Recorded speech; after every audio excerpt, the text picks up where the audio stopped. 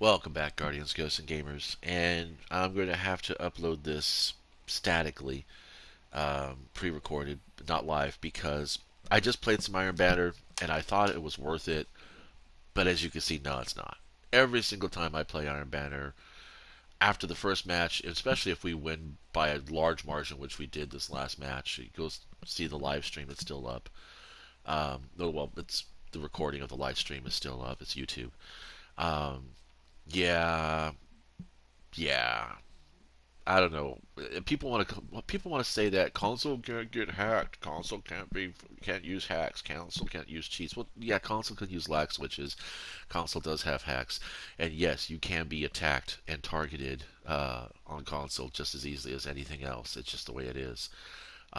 Do I want to say that I'm paranoid? I'm throwing a grain of salt in there that maybe it's just coincidence, but my connection was fine before I played Iron Banner, and we won that match, and I did a pretty good job in that match. And now look at this. This is, yeah. So, is it really worth it? Long run, for me, no, not in the least. I'm sorry, I'm not playing Iron Banner anymore.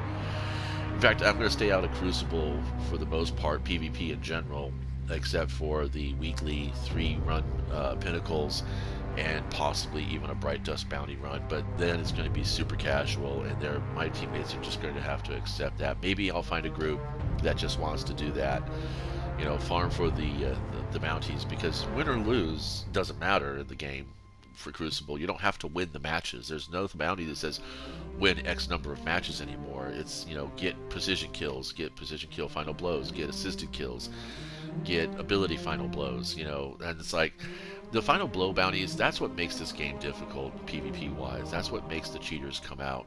And I mean, I don't cheat. I'm not lying. I don't cheat. If there's a God mode exploit in the game that you can unlock after completing a certain activity, yeah, I'll use that. My greatest example I use all the time is Tenchu Wrath of Heaven. You beat the game at certain points, you get to unlock certain cheat codes that allow you extra ammo, more health, invisibility, that kind of stuff. And it's kind of fun to go through playing, a demigod, destroying enemies and stuff. It's power fantasy. That's what this game is. Destiny 2 is a power fantasy.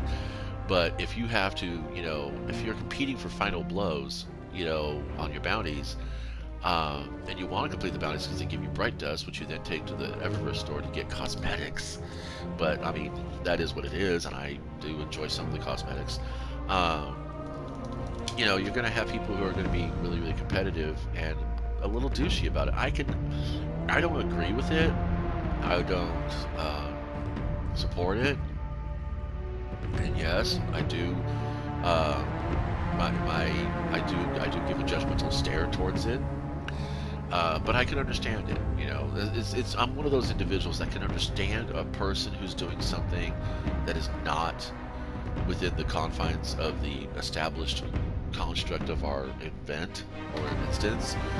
But but I don't have to agree with it. I don't agree with it, but I can understand why. And that's how you fix a problem. Is the first thing you gotta do is identify what the problem is, find out what its symptoms are, then try to understand its causes. When you can identify the cause, why is this person cheating? Well, this person is cheating because of one of 3 things. 1, the mechanics are too hard. 2, they're going to flip the account because they're lazy and they just want to make as much profit as possible. Or 3, there's just some kind of, deep-seated, I'm going to cheat and be a bully because if I'm not going to do that, if I don't get to do it somewhere, I'm going to do it somewhere else. So it's not like the lesser of two evils kind of situation. It's basically there are just some people in their brains that just they cannot exist unless they know they're making somebody else miserable, and that's some problems that you need some professional help with. I'm not that individual. Neither a person who can give advice or help anyone with that, nor a person who feels like they need to subjugate another individual's will or agency just to make myself feel better. I don't like I said, for the same reasons why I don't chase leaderboards, and the same reasons I don't chase trophies or triumphs. If I pursue an objective in the game, it's because I really don't have anything else better to do in the game. Believe it or not. No, I don't play to lose. I do play to win. But if I lose in a fair fight, not necessarily a balanced fight, if my 1220 Guardian loses to a 1330 Guardian, I'm going to be like, okay, yeah, I can accept that. If my 1220 Guardian could win against a 1330 Guardian, I would be like, yeah, okay, I could accept that. I don't. I mean, I let off with a fuck yeah, eat that, I win, you lose, da da da da da, and I boast. I mean, I feel good about winning and I feel bad about losing, but I'm not going to let that drive me to a point where I need to make sure that I'm the best all the time. I don't know why I don't feel that. It's so funny too because it's like there are so many people in my family and in my social circle that are just like that, and in my professional circle too. They're just like that. They drive themselves to be the best, and I don't know if they enjoy doing it. They say that's what they enjoy out of it, but no. So anyway, back to the point. Iron Banner, not worth it. Pretty much not going to play it. Which is a shame because I used to love Iron Banner so much. But ever since crossplay came along, it's just gotten worse. Anyway, that's all there is. I'm going to go play something else. You guys are out of here, but thanks for stopping by anyway.